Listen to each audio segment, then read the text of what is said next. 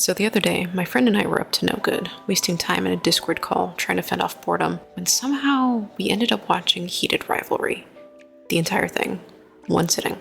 10 hours later, when the final credits rolled, we both leaned back and came to the same conclusion.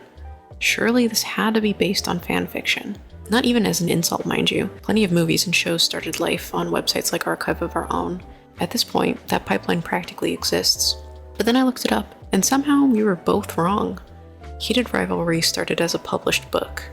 That realization hit me harder than some of the scenes in the show itself. And trust me, this series does not exactly believe in restraint. There were some moments where both of us genuinely glanced over our shoulders, like someone was about to walk in and arrest us for witnessing it.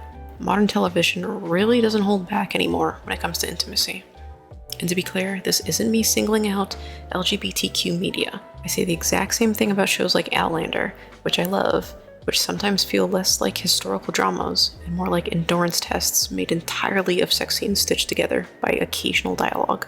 But Heated Rivalry somehow goes even further. It felt less like a romance with intimacy woven into it, and more like intimacy with a side dish of plot. And honestly, that would have been fine if the emotional core underneath it all felt richer. Because beneath all the chemistry and longing looks and dramatic hookups, the actual conflict felt strangely thin. Not non-existent or anything like that, it was just surface level. Like the story kept brushing against interesting emotional territory, but never committed to digging any deeper. The biggest conflict in the series is essentially, what if people find out we're together? How is the world of hockey going to react to this? And I'm going to be honest, I expected more than that.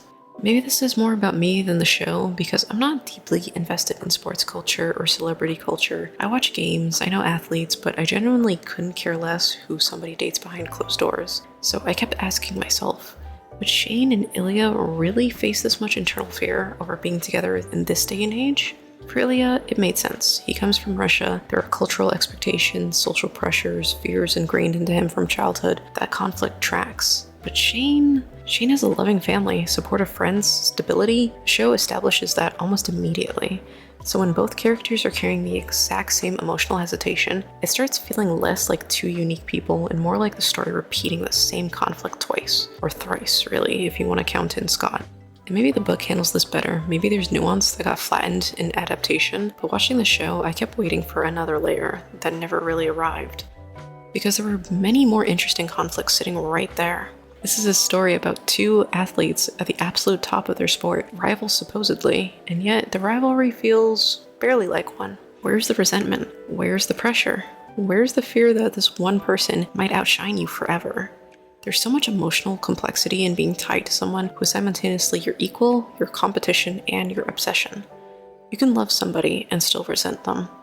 You can want them to succeed while secretly feeling relieved when they fail.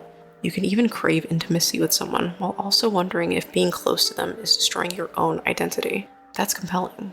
That's messy. And the show barely touches any of it. Instead, the conflict stays incredibly safe. Shane gets hurt for a moment, Ilya gets hurt off screen, arguments come and go quickly, everyone is surprisingly mature, surprisingly patient, surprisingly understanding, to the point that it almost became jarring.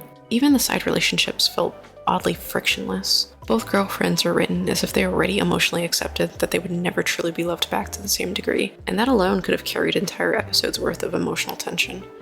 Not melodrama, not screaming matches, just human hurt, real, genuine hurt. The slow realization that someone loves you, but not completely. The humiliation of pretending partial affection is enough. The resentment that builds when you know you are second place in someone's heart. But the show never wants to sit in discomfort long enough to really explore it.